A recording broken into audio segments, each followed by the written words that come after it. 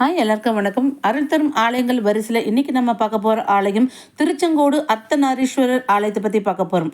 அதுக்கு முன்னாடி this video is sponsored by Bymote e shopping. இந்த பைமோட் இ ஷாப்பிங் ஆப் மூலமாக வீட்டில் இருந்தபடியே பொருட்களை வாங்கி மகிழலாம். இந்த பைமோட் இ ஷாப்பிங்கோட ஆப்பை டிஸ்கிரிப்ஷனில் டேக் பண்ணுறேன், பார்த்து பயனடைங்க. வாங்க வீடியோக்குள்ளே போகலாம். கோவை மாவட்டம் காடாம்பட்டி என்னும் ஊரில் ஐநூற்று செட்டியார் எனும் இனத்தில் பிறந்த பக்தர் பாதத்தூளி சுந்தரியம்மாள் தம்பதியினருக்கு மகப்பேறு வாய்க்காமல் போக அவர்கள் திருச்செங்கோடு உமையூர் பாகனை வழிபட்டு உமைபாகன் என்னும் மகனை பெற்றனர். உமைபாகனுக்கு 5 வயது ஆகியும் பேசாமல் ஊமையாக இருந்தமையால் தேரோட்டத்தில் கலந்து கொண்டு தேர்காலில் மகனை உருட்டிவிட்டனர். உமைபாகன் மீது தேர் ஏறி சென்ற பின்பு அவன் பேசத் தொடங்கினான். இந்த அதிசயத்தின் சாட்சியாக அவ்விடத்தில் மடம் நிறுவி தான தர்மம் செய்து வந்துள்ளனர். அவர்களது மரபில் பிறந்தவர்கள் ஒன்றிணைந்து திருச்செங்கோடு மலை மீது ராஜகோபுரம் அமைத்து தந்துள்ளனர். அர்த்தநாரீஸ்வரர் சன்னதியின் முன் மண்டபத்தில் ஆமை மண்டபம் ஒன்று உள்ளது. இக்கோயிலின் தூண்கள், மண்டப சுவர்கள் என அனைத்து பகுதிகளும் அழகிய சிற்ப வேலைப்பாடுகளை கொண்டுள்ளது குறிப்பிடத்தக்கது. மேலும் இக்கோயிலில் செங்கோட்டு வேலவர் சன்னதியும், அர்த்தநாரீஸ்வரர் சன்னதிக்கு தென்புறம் கிழக்கு நோக்கி நாரி கணபதி சன்னதியும், தென்மேற்கு பகுதியில் வெந்நீர் லிங்கத்துடன் நாகேஸ்வரர் சன்னதியும், தென்புறத்தில் திருமகள் நிலமகள் உடனுரை ஆதிகேசவ பெருமாள் சன்னதியும் உள்ளன. அடிவாரத்திலிருந்து சுமார் 650 அடி உயரத்திலுள்ள இம்மலை கோயிலுக்கு செல்லும் பாதை 1200 படிகளை கொண்டுள்ளது.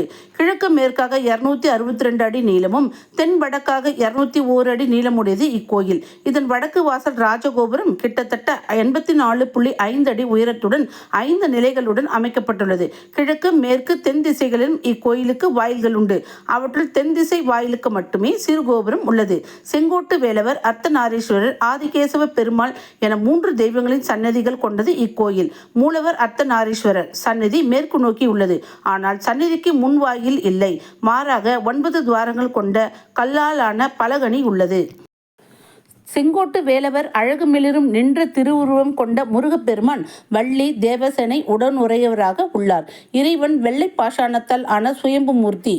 உளிப்படாது விடங்கம், அடியில் சதுர பீடம், வேளாள கவுண்டர் மண்டபத்தூண் ஒன்றில் வீரபத்திரர் உருவமும், மற்றொன்றில் அர்ஜுனன் தவக்கோலமும், வேடன் குருவிக்காரின் உருவம் சிற்ப கலையழகு நிறைந்தவை.